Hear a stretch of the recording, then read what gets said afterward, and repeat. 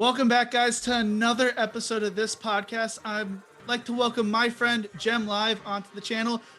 We're going to be talking about some NFL stuff, then going into college football, and then closing it out with college basketball. What an insane weekend it was for the NFL. Jackson, why don't you recap what kind of went down this weekend? I mean, being an NFL fan, this was the best weekend of all time. It's the best divisional weekend ever. I think the average point differential is 18 points, but all four of these to be walk-offs was insane. If you were going to go and tell me that this Bengals Titans game was going to be the least entertaining out of all four of them, I just would have never believed you. And after that Rams Bucks game, did you even say that one wasn't going to be the best? It's just, we got so spoiled. I feel so guilty that we got to watch all that for free. And so, I mean, we can start recapping some of these games because they were absolutely insane. And like I said, the Bengals one wasn't even the most impressive one, which I just think this one kind of got away from Tennessee more than anything. From the first play of the game, they just kind of went away from their identity. Their identity is running the ball, tried to get too cute, way too fast, threw a pick. Ryan Tannehill throwing 3 interceptions during this game when Joe Burrow isn't getting his best game ever, and their offensive line absolutely giving him no help. Getting sacked 9 times, you should never win a football game. You know, and Tennessee was built to win this game. Tennessee was built to get 1 turnover, to have Joe Burrow throw for 0 touchdowns, sack him 9 times. Tennessee was built to win these type of games. Derrick Henry, before he got hurt, was averaging over 5 yards a carry on 1st and 10, and over 5 yards a carry when they're up 9 to 16 points. So they're going to be able to run out the clock, just keep plugging away as Cincinnati continues not to score. And the fact that they lost this game was just them getting away from their identity and kind of Ryan Tannehill just kind of throwing it away from them. I mean, just the way that interception even came down. Wasn't it a tip pass right there? Into double coverage, but just one of those weird tip passes. Oh, the Joe Burrow one? Or the Ryan Tannehill pick. Oh, the Ryan Tannehill one. I mean, the first one was a curl route, first play of the game to Julio Jones. Julio Jones didn't attack the ball at all. I was screaming. I mean, my whole weekend I was screaming in front of my TV. But that one was just pretty bad on Julio's part, and Ryan Tannehill just doing way too much with it. But yeah, so that game, I mean, probably the least interesting one, but Evan McPherson really being that guy, Joe Burrow just really being that guy. And before we go into any other one of these, I feel like there's, as much as we're talking about the people that are going to be in and moving on to the next round, the people that are out, Aaron Rodgers, Tom Brady, Big Ben retired. This is insane to me, but if you're getting really sad, just look at what happened. Josh Allen, Mahomes, we have Joe Burrow, Lamar Jackson, MVP, Mac Jones. The AFC is in incredible hands, and we had amazing quarterback play for the last 15 to 20 years, but I think it's going to be even better going forward right now. The Bengals showed why you draft a kicker in the NFL draft. That was awesome as a former specialist myself. Oh, 100%, 100%. And being a Packers fan, we can start taking a look into the specialists as well. But no, we have to talk about this. We have to talk about this because when we look at the Bills and the Chiefs and why they just look like absolutely the most dominant teams in the NFL, they were never complacent with where they are at in the season. The Bills really didn't have a run game up to week 12. They said, this is a problem. We're not going to win playoff games. We're not going to win a Super Bowl not having a run game. They dedicate, they get the right personnel on the offensive line. They start feeding Devin Singletary, get a legitimate running game with him and Josh Allen, and improve. The Chiefs, through week 8, they were 500, and they said, okay, we're trying to bomb it deep. We're throwing a lot of interceptions. We need to be more patient. They end the season having the most plays per drive in the entire NFL. They completely changed. They were not complacent with where they're at and even the small adjustments. And this is where it differed from other teams. Let's look at even the last week. The Cowboys, their problem the entire season was clock management. That doesn't matter when you're playing the Giants and you're up 17 at the end of the half and you're still going to win anyways. But that matters. You have to pay attention to these things. And last week, Aaron Rodgers didn't play his best game, but Green Bay played their best defense they have played all season long. What lost in that game? What's been the problem all year long? Special teams. There's 3 phases to the game, and you can't just ignore them. It doesn't matter when you're playing the Falcons or the Jaguars or when you're beating up these teams. But in the playoff, these things matter, and that's why I think the Green Bay Packers, the Dallas Cowboys are out. The Bills and the Chiefs look exponentially better. I mean, when it came to the Packers and everything, just watching that game as a Packers fan myself hurt, but they should have never gotten themselves in that situation. It felt that first drive, they drive down the field, they score the touchdown, and it feels like this is going to be a normal Packers game where they're just going to probably run away with it. Yeah. And then they start to press. I mean, I don't know if you saw it, but I follow some Wisconsin reporters, and there was on that third down play for the Packers, Alan Lazard's wide open on the streak, but he throws it to Devontae Adams in double coverage. It was just a weird Packers game. They lost it. They didn't deserve to win it. It hurt. Some guy at the bar tried to start a fight with me, which was hilarious, but it hurts. I'm going to get over it. Yeah. It's just the way the Packers have been all my life with watching the Packers in the playoffs. I mean, I'm a Lions fan, so I haven't sniffed any playoff success since I've been alive. But I mean, thinking about the 49ers fans, how ecstatic can they be? We look who's left quarterback wise in this conference round. Joe Burrow, Matthew Stafford, Patrick Mahomes, Jimmy G.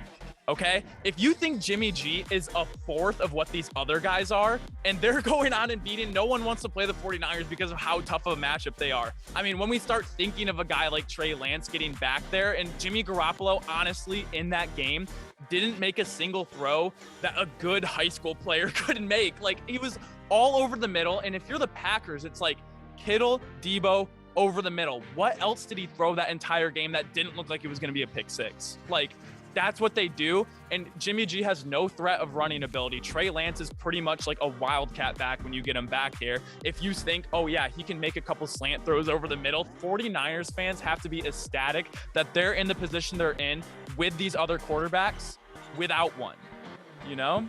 And the Packers are 0-4 now in their last 4 matchups against the 49ers in the playoffs. The 49ers got the Packers numbers at this point. And now we have to look at what we think Aaron Rodgers is going to do next offseason. But we can't even talk about that because that's the topic for the offseason because we still have a few more games left in the season. And so do we want to move on to the Rams-Bucks game? Yeah, tell us about how the Rams almost blew it to Tom Brady. So I woke up yesterday morning being 21 years old. I went to bed feeling like I was 51. Those 2 games, being a huge Stafford fan, those 2 games took off so much life off of me because that was heart attack because the Rams just looked absolutely dominant. I love their matchup going into this game just because going in their next matchup with Jimmy G and the Niners, Tom Brady, Jimmy G really don't want to scramble. They want to step up into the pocket. And when you have a guy like Aaron Donald going up against a Ryan Jensen who's a little bit beat up from the previous game, I love their matchup going in. Matthew Stafford came out just pedal to the metal. He was hitting all his throws. Cam Akers was going against a very good run defense. Everything looked to be going their way.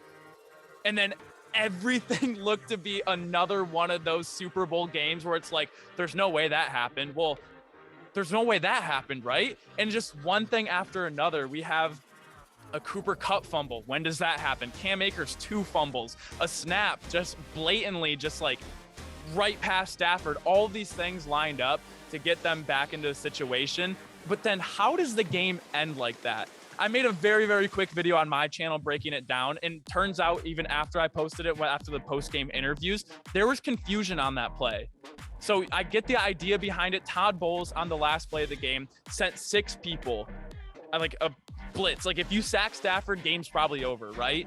But now you have Cooper Kupp, the Triple Crown winner, almost 2,000 yards, the yak leader. You're going to leave him one-on-one with Antoine, like a safety, Antoine Winfield. Like, what are they doing? And the fact that there was miscommunication with this team, with a veteran-led team, with very, very good coaches, how does it come down to that? So I would have loved to see him overtime, which we'll talk about eventually, I'm sure, leading up into the next game. I would have loved to see this game go into overtime, but I could not.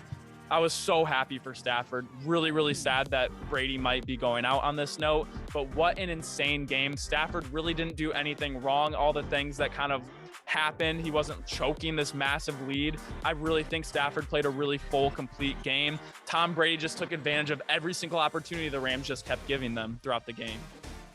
Give Tom Brady opportunities. It's been there too many times, and he almost got another one of those wins.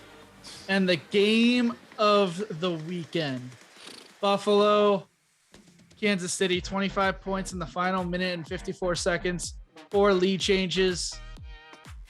Wild game. Share your thoughts on it, Jackson. Unbelievable. I could watch this, and I know people were joking around saying cancel a Super Bowl. We want to see a best of 7 of this matchup. I mean, how is this not shaping out to be the next Brady Manning? Like, every time Josh Allen wants a Super Bowl, he's going to have to see this guy, vice versa. This is going to be so incredible. I would say both of them played some of the best quarterback play I've seen all season, and it happened in the same exact game, and I'm so sad that one of them had to lose, but it was entertaining from start to finish. I mean, there's just nothing they could really do. I mean, the Chiefs defense was playing, I think they weren't even playing that terrible. There weren't even a ton of blunders on both defenses. It was just the quarterbacks being better. And you have a game plan. You have a game plan for Cole Beasley, Stephon Diggs, Dawson Knox, Gabriel Davis. He goes and finds them for 4 touchdowns. No player in NFL history has had 4 touchdowns in the playoffs. Like, that is unreal what Josh Allen's able to do, and his running ability, both of them just being able to run and throw the ball at will, being able to put up the points they were. It is the most entertaining football I have ever seen. And what does it even come down to? It's going to come down to who has the ball last. And you think with 1:52 left, that's the person that's going to have the ball left. Nonetheless, you're going to have it 2 more times each. Like, absolutely ridiculous. That was probably one of the best games I've ever seen. Like, and I know you watched the tail end of that game, right? Like, from a perspective, like looking on the outside, like, what are you grasping from Josh Allen, from Patrick Mahomes, like going forward?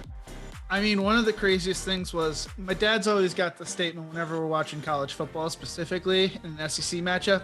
Oh, these guys, no matter how much time is left, these guys can score at will. I always kind of like shut him down and say, not these teams.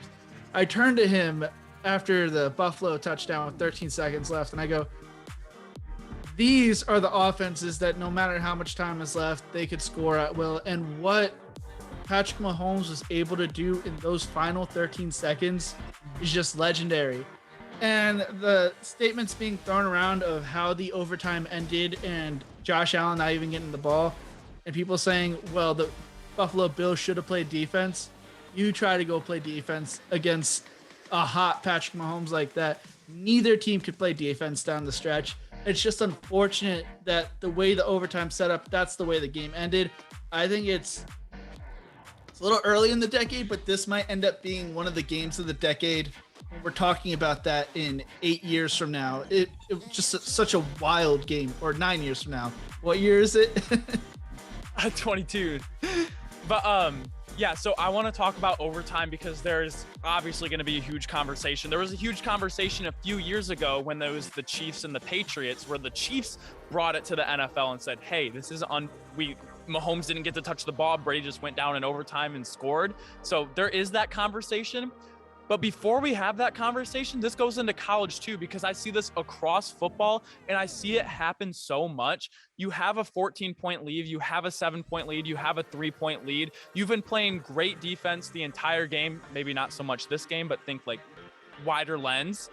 And then you play 20, 30 yards off and you just give chunk play after chunk play after chunk play. And it seems like you've been playing great defense the whole game. I get Tyreek Hill had that long touchdown against you, but the fact that those were 2 of the easiest 20-yard gains I've ever seen. That is the #1 defense in the NFL, giving that up. You can apply this to college because it's the same exact thing I see every single weekend. Like, why don't you play a little bit more conservative, but don't play 20 yards off? Like, it doesn't make any sense to me. If you have a press man on Tyreek and then more people back up, like, it's like you just can't give them that like easy. Like, that was less time than Dak Prescott had on his last play where they ran out of time, you know? I mean, so Tony Romo brought up the point in the game, why, these balls are going to be coming out fast. Why are you blitzing in that situation with 4 guys, or why are you rushing 4 guys in that scenario? Travis Kelce wide open on that second to last play right before the field goal.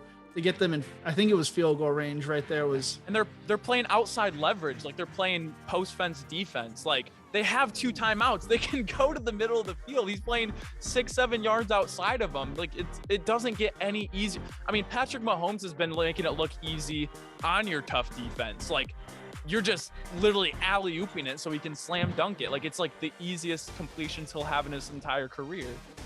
A great example that I was told about that Kelsey play right up the middle. It's like, imagine you're a pitcher and you threw a fastball right down the pipe to Freddie Freeman. You already know it's going 450 feet to dead center field. Yeah.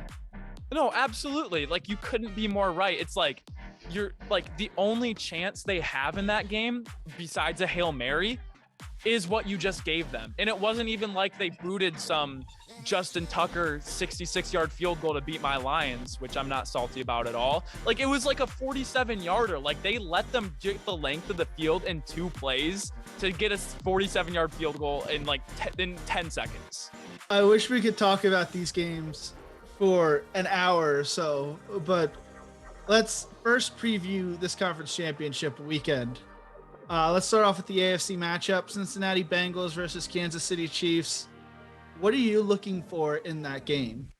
So what I'm looking for is if that Cincinnati O-line doesn't make any improvements, I don't see it being much of a game at all. And so I know the Chiefs and the Bengals, they played in week 17, I believe. Joe Burrow had like 400. I don't have the numbers right in front of me. He had like 470 yards passing. Jamar Chase had over 260 yards receiving. I just don't think that's going to happen again. Like they're going to do whatever they can to shut that down. That is the only reason they were going to be in that game, because besides that, the Kansas City Chiefs have looked unstoppable. And to me, right away, I think we kind of saw the Super Bowl. Those were the 2 most dominant teams in the Bills and the Chiefs. So unless they just completely just pretend like that last game didn't happen against the Bengals and they leave Jamar Chase one-on-one on the outside, I think that's going to be the Bengals' punching chance. Because, I mean, you get into a game where they're more evenly matched, and Joe Burrow, he is that guy. He has that it factor. Ryan Tannehill, I don't think has that it factor. I think he needs a lot more things to happen. I don't think if you have the ball in Ryan Tannehill's hands with 2 minutes left, you're not as confident as you are like a Joe Burrow or a Patrick Mahomes, who he's going to be going against. So I really, really like the Chiefs in this game. I think they're going to learn a lot from the Bengals, their last matchup, which they barely lost. And I just don't think the Bengals are going to have enough to adjust, because the Chiefs are just going to do whatever they want. I mean, if you want to shut down Kelsey, we have Tyreek. If you want to shut that, we have Pringle and Hartman and CEH and Jerick McKinnon. Like, they have so much and a good offensive line. I mean, Frank Clark, like all these guys are just going to have field days on the offensive line. The Chiefs are just overall the better team and more experienced. I mean, the Bengals, I think they're going to have a bright, insane future. They are all so young, and getting this playoff experience is huge. The Chiefs already have it, and they have the better team. I like the Chiefs in this game. And the spread was interesting to me. The spread came out at 7 points already. That's huge. I don't know. I could see it being within 7, but I just don't see the Chiefs losing. I mean, the one thing to throw out, though, is Joe Burrow is undefeated in playoffs, going back to college. So, you know what? He is. But what has Mahomes lost? 1 game? 2 games? Yeah, I don't know. But Joe Burrow is that guy moving forward. He is absolutely that guy. And I mean, who do you choose, like, between Joe Burrow, Herbert, Mahomes, Josh Allen? Like, it's insane. Moving over to the NFC side of things, we got the Los Angeles Rams versus the San Francisco 49ers. What's your breakdown of that game? So this is so weird to me, because we've seen a lot in this playoffs, specifically third-time matchups, a lot of division opponents playing each other in the playoffs. And what I've seen from the Rams moving forward from their last matchup with the 49ers game, they look much, much, much better.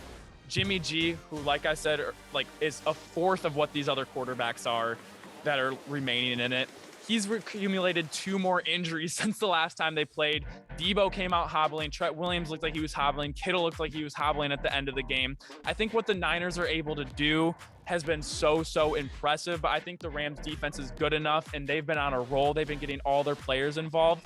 And why I love the Rams so much against the Bucs is the same reason I love them against the Niners. They have Aaron Donald in the middle, and that is going to cause so much havoc, especially right up the middle where Jimmy G wants to be, where he wants to throw the ball. And I think the Rams, they're going to see anything in between the hashes, they have to stop. Like, that's all they have to do. And I think Matthew Stafford, he has all the confidence right now. He really hasn't had any playoff success ever before this year, but now he's gone out and beat Kyler Murray. He's beat Tom Brady. He's feeling pretty good. It's going to be a home game. I know Cliff Kingsbury's kind of owned Shanahan, but I just really like this matchup with the Rams going into the conference games. So you're predicting a Kansas City, Los Angeles Rams Super Bowl in Los Angeles, right? The Super Bowl's in Los Angeles this year? Yes, sir. It's going to be what was it? Last year was the first time ever, right? Yeah.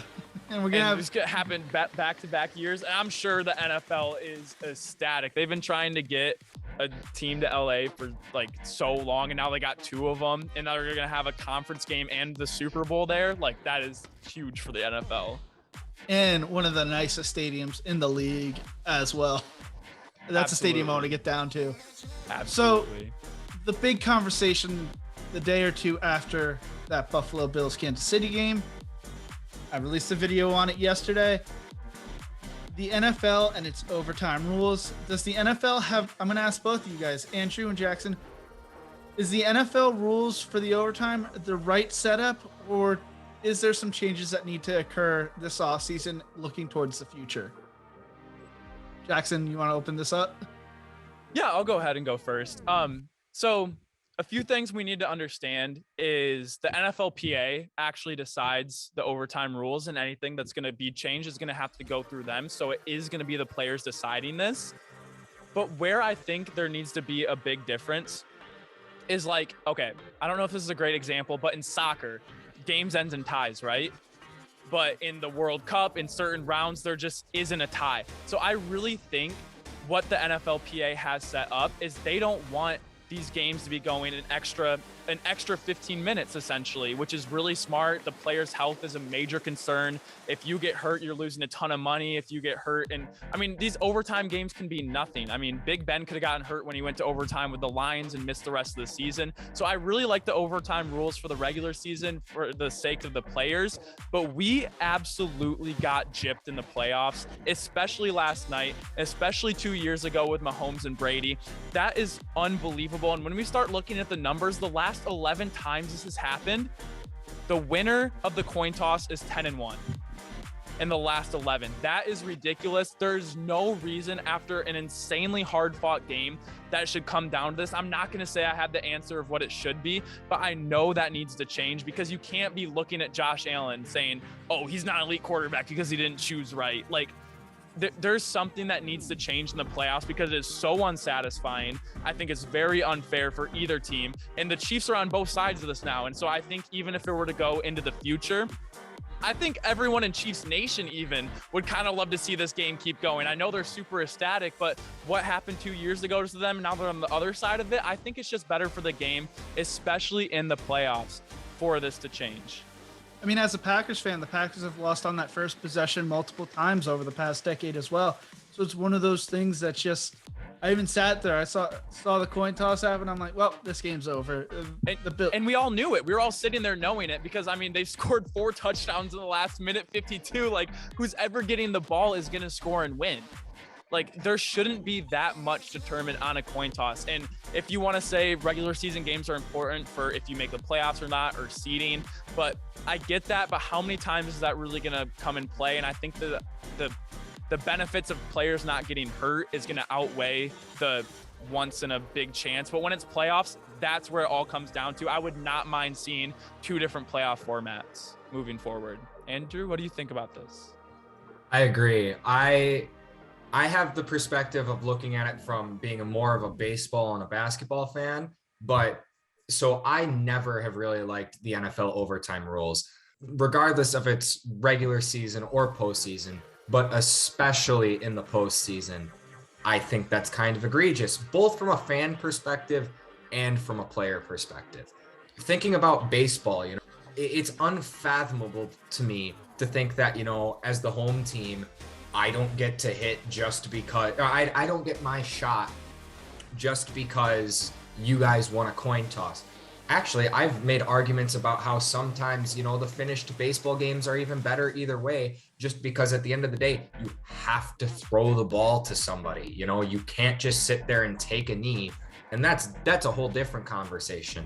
I think it's a disservice to everybody in this situation. The only people it's not a disservice to is, if we would have went out there and say Josh Allen just got absolutely wrecked, on a sack and, they would have lost either way. That's the only way that somebody is winning by the current rules. So it's hard for me to, like the current style and NFL system for the overtime rules. And yes, I do agree with player safety. And from that standpoint, the rules make sense. That's just where you have to recognize these are the playoffs. You can't do that to a team. You can't do that to a fan base. It's almost at the point where it's like you watch the game. That was the fun part. You saw the coin toss. All right, let's flip it to a different game. Like you don't even need to watch anymore after the coin toss. It's like, all right, it's maybe I shouldn't, Sharpie in the team's name, because we saw what happens with Virginia against number 16 UMBC, but it feels like that at times. So it's hard to do that. One even interesting perspective is players are even coming out and saying, hey, the way this is set up to not even get a shot at this is an issue. I mean, I think Josh Allen handled his post-game press conference a whole lot better than a lot of people would have, saying, well, if it was reversed, we'd be the ones celebrating. You wouldn't hear us complaining. So, well, I'm not going to really complain about this. One of the things that's being pitched, and I kind of like this idea, as much as I'd love to say, hey, let's throw college overtime into this shootout style. I know a lot of NFL fans don't like that. The XFL is going to do a 5 setup, each team got 5 opportunities to score from the 5-yard line when they were going through. So they had a shootout style, but the NFL fans don't want that. I'm not fully I'm more of a college fan than an NFL fan. So that's why I have that perspective. Some people hate the LSU Texas A&M game that happened a few years ago. I love that stuff. That stuff was amazing to me. I sat on the edge of my couch the whole time, but more so of, hey, if the first team scores a touchdown on their first possession, at least give the second team a shot at that, and then things go sudden death. So at least you didn't sit there and say, well, what if Buffalo won the coin toss? Or what if Kansas City won the coin toss? And that would at least be better. I mean, look at the 2009 NFC Championship game that caused this rule change with the field goals. 28-28 between the Vikings and Saints going into end of regulation.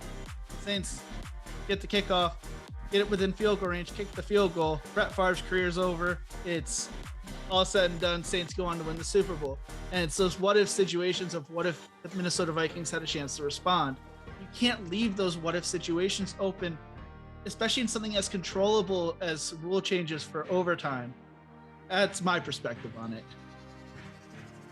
Yeah, and I really like that. I'd be lying if I said I had the answers. I'm not the biggest fan of college football playoffs, just for a very similar reason that I think making it a different game than it was the entire time, I just am not a huge fan of, because that takes apart the aspect of how important special teams are, how important your kicking game, your kickoff return, changing all of that doesn't seem like it seems like kind of just not the best way to do it. It seems like it's completely different, but you also can't do it like basketball per se, because if you in basketball you have 5 minutes and it's not that big of a deal. If you're doing 15 minutes, if you want to do a whole nother thing, you just can't do that to players. And then what if it's tied again? You're going to do another 15 minutes? I do believe it needs to be somewhere in the middle. I don't have all the answers. I don't think we can have playoff games end like that anymore. But I'm going to be really interested because it is going to be a loud offseason, especially it is very likely that one of these games happens the same thing in the conference matchups, Yeah, it's going to be something to keep an eye on. been complaining about these rules for a long time myself to my dad. I just look over, I'm like, Dad, I really hate this. Like, I even stepped away from my couch. I'm like, God, this really sucks. Yeah. Because it was such a great game. And for Josh Allen, the constant shots of Josh Allen just sitting there, just being sad. Imagine if it was reversed and Patrick Mahomes, the league MVP, one of the league's best players as well. Not that Josh Allen is one of the best quarterbacks in the league, but you'd hear, I mean, I really haven't gotten to see what other media is saying, but this is just my perspective and the opinions I've developed over the past decade or so of watching all this stuff go down. Yeah, and I feel like I don't think college football completely has it right, but I think there's a lot less complaints about the end because it always seems more fair. It might not be the best, but at least it's fair, you know? Every team's going to have equal amount of shots. Yeah, I just hated how they added, well, we get to the third overtime and now you got to go for 2 every time. That's just not the same. But Yeah. I'm not playing the games anymore, so I can't like really have a perspective of that stuff. Player safety is one of the more important stuff, especially concussions, head injuries going forward. Jackson, thank you so much for coming on with us. Hopefully, maybe we'll have you back next week to talk about the conference championship week. Man, I absolutely love this. Thank you so much for having me on. I cannot wait for our worlds to collide. I don't know that much about college, what's going on right now. And I know NFL is kind of hard to keep up with, but there's going to be a huge merging where your college guys are coming to my NFL. And so I can't wait to talk even more during this offseason. Guys, go check out Jackson's channel. I have linked it not only in the title of this video, but in the description below. Jackson, have a great day. We'll talk to you later. So now that we talked about the crazy, insane NFL weekend, let's move over to college football and one of the more controversial subjects, the transfer portal.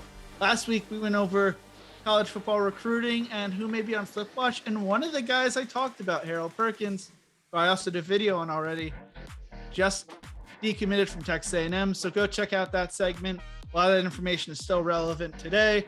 But when it comes to the transfer portal, I wanted to go over some of the top players that were still available, where they are being considered of possibly going, and what some of the top schools in the transfer portal are doing and what some of the trends we're seeing in the college football world. To start off with, Caleb Williams still has not announced his commitment as of 4:30 Eastern on Monday. These podcasts get released Tuesday mornings, so I'm sorry if things change between that. But as of now, he's between USC, UCLA, and LSU are the main 3 being pitched around. They're saying some people are saying USC and LSU are his final 2, but still people are reporting these other schools and some other kind of random schools being tossed in it that OU insiders are saying are Maryland, Georgia, and Wisconsin are some other teams. Oh, not hold your breath, Badger fans. People got a little mad at me for posting that Caleb Williams to Wisconsin video on Sunday. What are you going to do? Georgia, I had to throw one of these 3 possible schools that I just mentioned as long shots. Maybe one of them, it'd be Georgia just because they just won the national championship. But I don't think Stetson Bennett would be returning for another year if he wasn't guaranteed the starting position. Next is Jackson Dart, who transferred from USC. He's being considered for Oklahoma, Ole Miss, and BYU. He was one of the top quarterbacks coming out of his recruitment class. I'd keep an eye on Ole Miss. Ole Miss has been looking for a transfer quarterback throughout this process, and they seem to be the favorites to land him. Another one, JT Daniels, a third quarterback, former USC quarterback and Georgia quarterback. He's being thrown around Cal, LSU, UCLA, Notre Dame, Ole Miss. Notre Dame would be interesting just because if they don't feel like Tyler Buckner's ready, JT Daniels could be slotted right into that offense. Very kind of comparable to the way Jack Cohn kind of plays his game. I know I'm going to catch a lot of heat for that statement right there because they're very different players at the same time. From the Los Angeles area, so UCLA is that home school. Ole Miss, like I just mentioned with Dart, is the school that is still looking for a transfer quarterback to replace Matt Corral, who just left for the NFL draft. Now moving to running backs. Jarek Broussard, running back from Colorado, is entered the transfer portal and is being considered to be linked to Cal, some of the Texas programs, Arizona, and a lot of other schools. There really hasn't been more information come out about him. Those are just a general idea of what he's looking at doing. Michael Trigg was Jackson Dart's teammate at USC. He's being linked to Oklahoma and Ole Miss. Like they said with Mario Williams, who recently committed to USC, Trigg is being linked to going wherever Dart probably ends up going. Tyler Steen, player from Vanderbilt, offensive lineman. He's got a brother who's going to be making his decision on National Signing Day. So he's going to be holding off a few weeks before he makes his final decision on college choices. Not that wherever his brother goes, he's going to go, but he just wants to see where his brother decides to go. And then the last guy I want to talk about is Taj Harris, who was one of the most productive wide receivers in the ACC during his 3 years with Syracuse, tallying 151 catches for 2,028 yards and 10 touchdowns. Ole Miss, Western Kentucky, Texas A&M, Mississippi State, and Utah all pursued him. He originally committed to Kentucky out of the transfer portal, but decommitted, and I'd keep an eye on those schools I just mentioned as his future commitment possibilities. Any opinions about the transfer portal, Andrew? I mean, there's a whole lot to break down. And, you know, while I still think it's kind of the joke answer, who remind me again, who was the first player we were talking about? Caleb Williams. While it is the joke answer and it isn't likely to happen, I still don't know if we can throw North Carolina out of the conversation. Unlikely, but just with how often we have seen within the past 6 months that players choose to transfer to the college that their significant other plays at, it's hard to just say no. I get that that's not, you know, going to be looked at as a very serious or considerate answer, but I think it is a trend that's happening enough where we can't just toss it aside.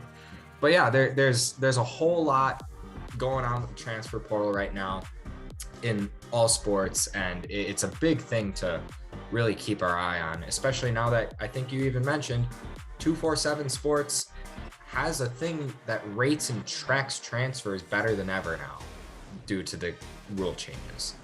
I mean, one of the more interesting things to see is we're at one of the highest levels of transfer portal news now, and we haven't even hit spring practice. Granted, there was a lot of movement in the coaching carousel this year, but it's still something that we've never seen before.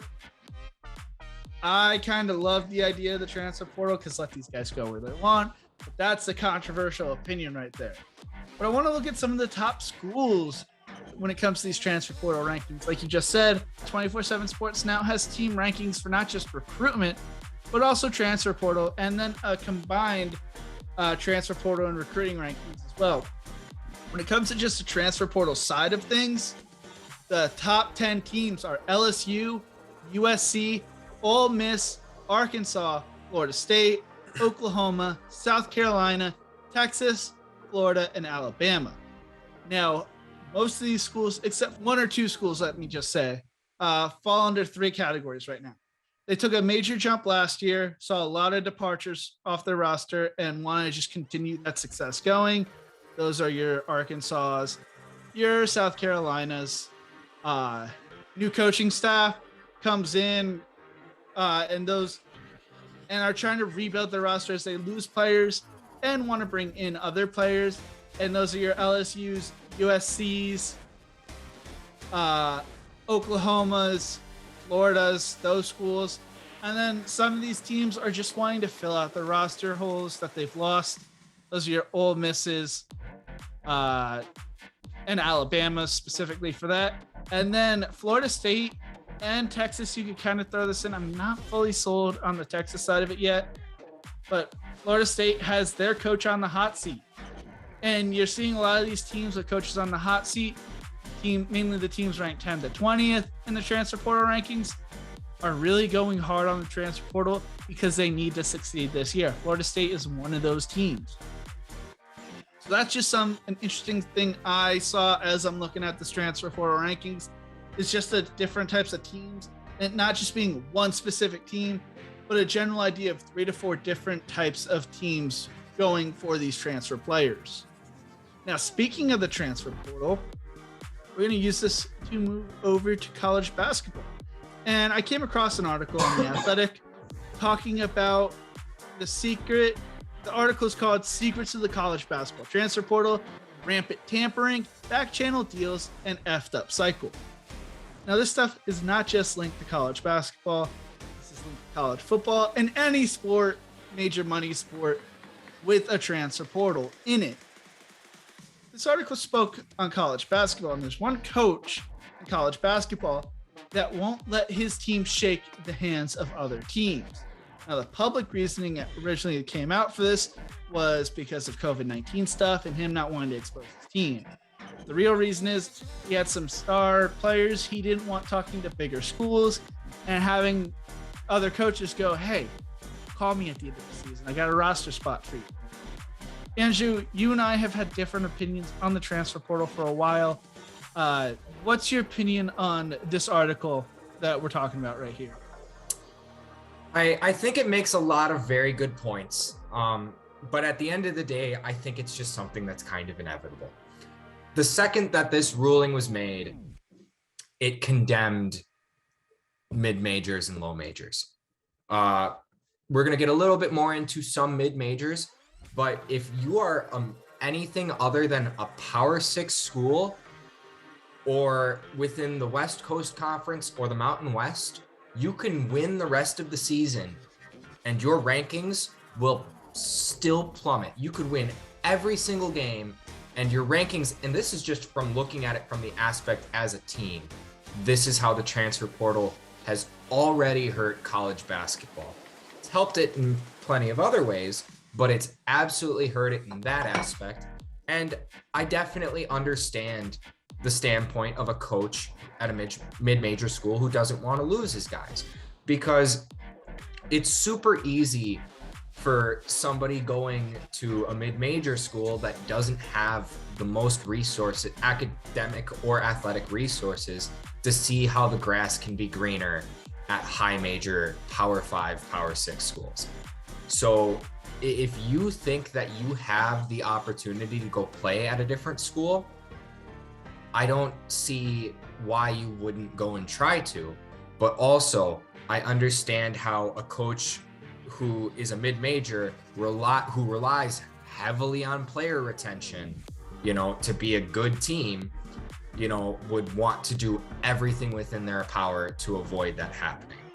We've seen great players from mid-majors this year make transfers to bigger schools and have major impacts on a team, like Kevin O'Banner transferring from Oral Roberts to Texas Tech.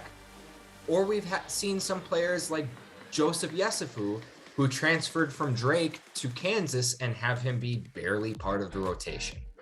So there's a lot of things to look at. There's a lot of things to consider. But at the end of the day, I think some of these coaching complaints are valid. There's just nothing really to do about it.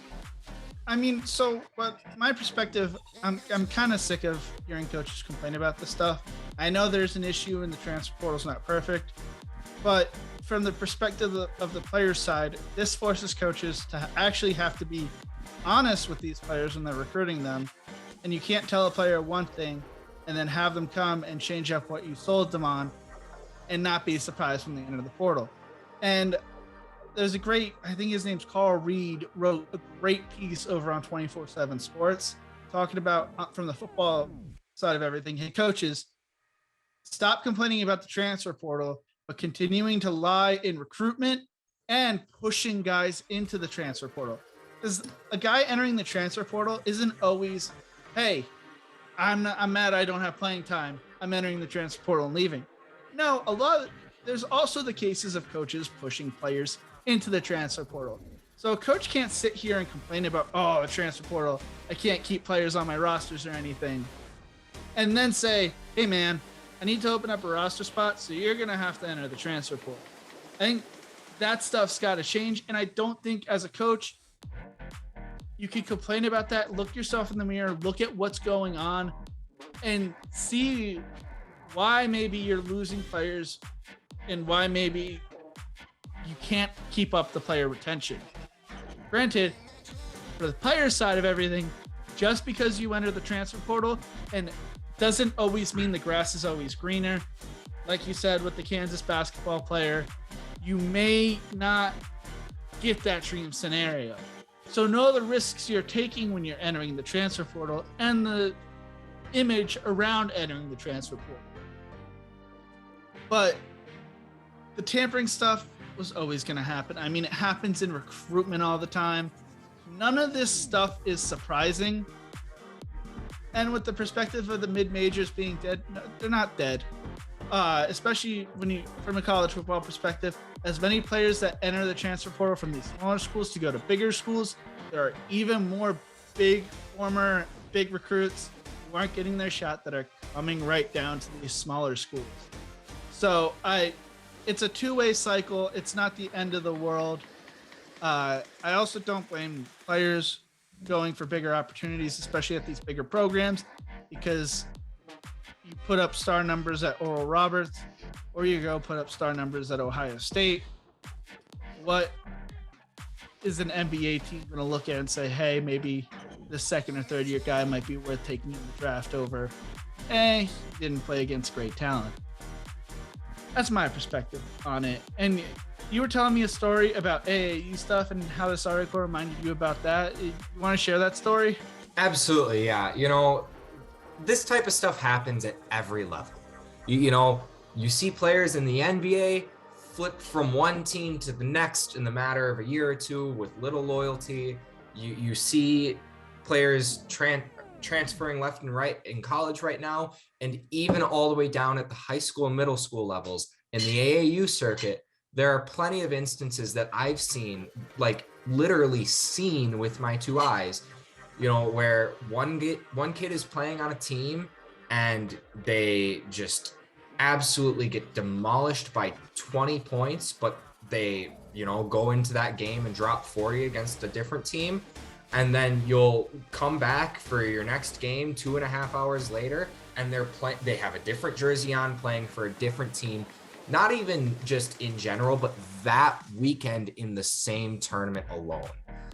With how often things like that happen, it's not shocking that, we're moving in a similar direction in college basketball. It will never quite get to be that level of things. But even right now, if you decided to transfer mid-year, as long as you did it by a certain date, you can still be eligible. You could have legitimately played on 2 different teams this year in college basketball. You won't be able to suit up for Stanford tonight, and then on Friday night, all of a sudden you're wearing a Duke jersey. That's not possible. But it's within the realm of possibility that players are going to kind of jump around. So you have to prepare for it. You have to be ready for it. And it happens anyway. So it's just something we're going to have to adapt to and learn to deal with. I mean, as long as coaches are looking to take the next opportunity, I mean, a lot of, at least at the college football level, you don't see it as much with the college basketball level. I don't feel like what would be considered a mid-major in college football, you see these guys taking these bigger jobs and jumping at the better opportunities to move up. So why not say, if I'm a player, I'm looking at it, I'm like, hey, if coach is going to leave for a better opportunity, why shouldn't I leave for a better opportunity? And then there's the guys who really either want to move closer to home or are struggling academically and want to go to a school that has better academic resources because they have the talent to do that. And we do see that sometimes too, though, with the coaches. Even just a few years back, Nate Oates signs a huge contract to continue coaching at Buffalo. And then all of a sudden, a few weeks after, maybe a month after, he's now the new head coach of Alabama basketball.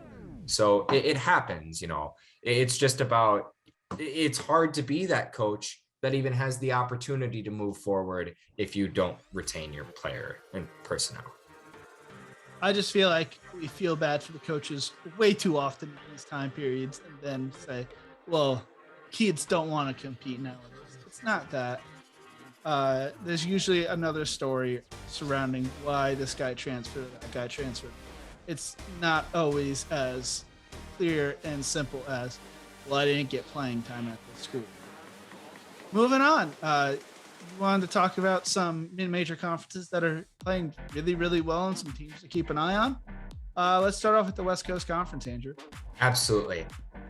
I don't know if the West Coast Conference has ever been better since power conferences really became powerful. They have a plethora of good teams, and it's not even just the teams you expect. Obviously, Gonzaga is great. They're a top 2 team in the nation at any given point this year. BYU has, had a really good season so far with the return of Alex Barcelo. The only really not great point they've had so far was a 22-point loss to Gonzaga. So not too many people are going to crucify them for that. And it's really giving them a lot of momentum for their transfer over into the Big 12 Conference in years to come. The other name that is very common to hear in the West Coast Conference is St. Mary's. And it's a typical team that you can expect from Coach Bennett.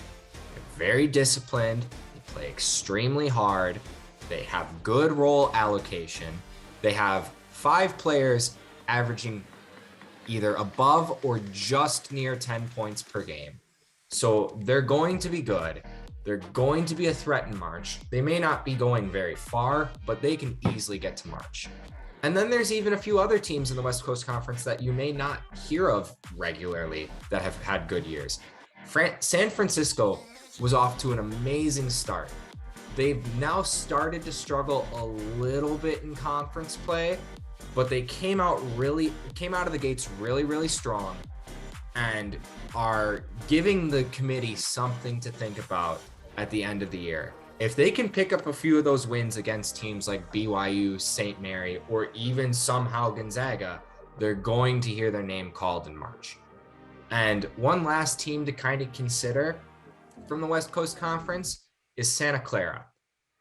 They've really struggled as of late now, but they could be a team that actually could almost hurt the conference by their talent, by, upsetting teams like St. Mary's or San Francisco, lowering their resume and almost holding them back from the tournament. But Santa Clara is very old. They have wins against Nevada, Stanford, and TCU, but have struggled a little bit now in conference play. So a 4-bid league from the West Coast Conference is not out of the picture. It may not be likely to happen, but the West Coast Conference is on the rise, and it's something to pay attention to. And then the Mountain West Conference is another conference you were talking about being a special conference so far right now. If the Pac-12 did not have the showing that they had in March last season, outside of Arizona, UCLA, and Oregon and USC, I feel like I could make a solid argument that the Mountain West is better than the Pac-12. And with how the ACC has performed, I could easily make the argument that the Mountain West is better. They have 3 absolutely outstanding teams so far this year. Colorado State has returned most of their players. They're led by David Roddy and Isaiah Stevens, and they have just absolutely taken this team off. They only have 1 loss on the entire season to San Diego State. They've beaten both Creighton and Mississippi State on neutral courts.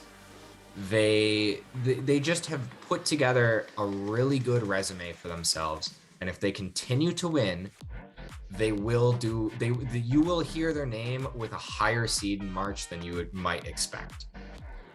Boise State is going on an insane run. They have now gotten 12 wins in a row.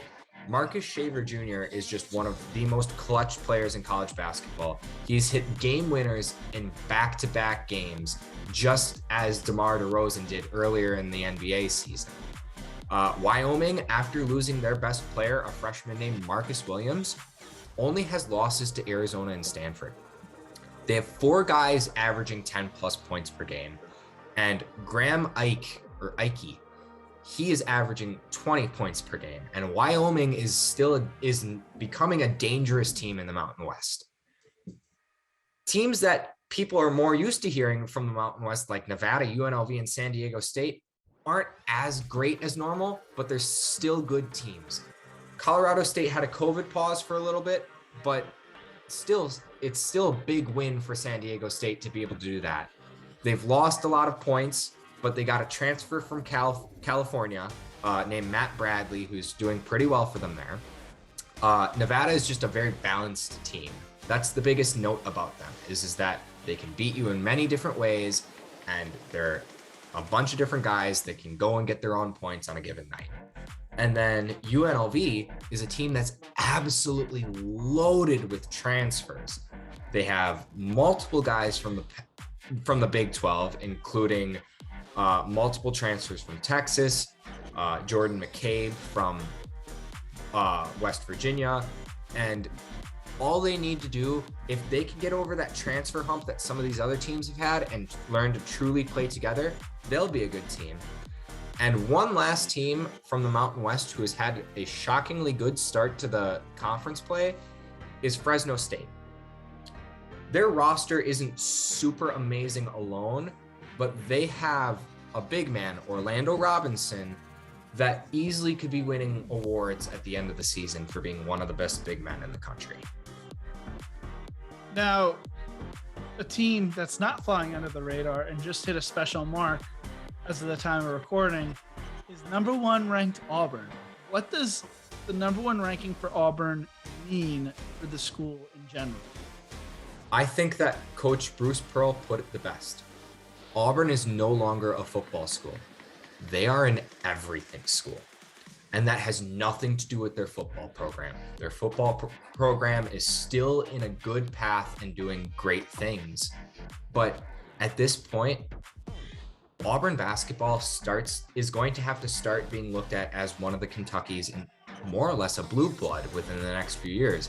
Between a Final Four appearance last year, great recruiting year in and year out, and just absolute dominance of their schedule so far to the point this year, with only a loss being in overtime to a very good UConn team, you have to start respecting Auburn as a school that can do it all.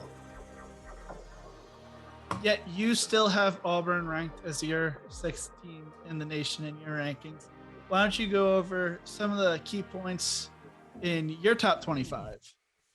As I said last week, a lot of my rankings still are kind of in that weird position of who is the top 25 best teams versus who's playing the best right now. In respect to who's playing the best right now, Auburn deserves to be higher. They arguably deserve to be higher in terms of who's playing the best as well. I just haven't seen them get too many giant wins outside of that Kentucky win this past week. And that shot them up from 14th to 6th in my rankings. One more win and they're going to be a top 2 or 1 or 2 team for me personally. That's one of the biggest things. One thing to really pay attention to, this game will be completed by the time this recording is released, but for me, my ranking number 3 Kansas and number 7 Texas Tech square off tonight. And that's going to be a huge, huge game for both teams, as Kansas currently leads the Big 12, but not far ahead of teams like Texas Tech. Other big names that have had big movement for me is Purdue. They dropped from 2nd to 11th after a loss at Indiana. And while that's a big rivalry and it doesn't always matter who's the better team in a rivalry, I still think that that's a really rough loss for a good Purdue team who, especially considering that Michigan just came in and handily beat Indiana at Assembly Hall just a few days later. Then there was a lot of shakeup at the bottom of my rankings. I had a lot of teams that the AP poll didn't have ranked in my ranking last week, and a lot of it has flipped after a few losses. Those teams aren't out by much, and quite frankly, I kind of still see equal to the bottom part of my rankings, but it's hard to rank them when they are beating each other up. So new teams that have either risen or entered my AP poll in the bottom 17 or bottom 18 include Davison, Florida State, who had big wins at Duke and at Miami, the 2 teams that were ahead of them in the conference. Marquette, who is now on a 6-game win streak and had a field day winning both against Villanova and Xavier. Oregon, who has continued their dominance over the past week with a massive win against Washington. While Washington isn't the best team, they started that game, and I believe at halftime, the score was close to 38-13. That's not an exact score, but it was an absolute dominance from Oregon on both sides of the ball. USC has entered my rankings back again. It's a little bit less about what they did and more about other teams losing, but they deserve to be in the top 25 right now because of that. They didn't lose after a rough week and therefore are back. Boise State, as I said, is on a 12-game winning streak. I could probably make an argument for them to be higher, but I think that they fit in a good spot right there right now, and we'll see how they do going forward. And then UConn finally made it back for me. And honestly, UConn is a top 25 team. The biggest thing is just that they have struggled with some injuries. So they are getting their feet back underneath them. And once they truly get there, I think they'll contend with teams like Providence, Villanova, Xavier, and Marquette for best team in the Big East. Thank you so much, Andrew. Thank you so much for watching, guys. I know it was a longer episode today. Thanks again to Jackson for coming on with us. If you guys want, we'll bring Jackson back for future episodes, especially as college football and NFL start to cross more over, and as the NFL season comes to an end. Guys, this has been a fun episode to make. We decided after talking, Andrew and I, just for how long these edits are going to take and everything, rather than releasing Monday night, we're going to be releasing the podcast every Tuesday morning. And maybe down the line, we start going live once the following really builds up. Thank you again. Sorry, the lighting's kind of off right now. Sun's going down on my end of everything. Thank you so much for watching, guys. And don't forget to leave a like, share, and subscribe to the channel. And as always, remember to embrace the grind.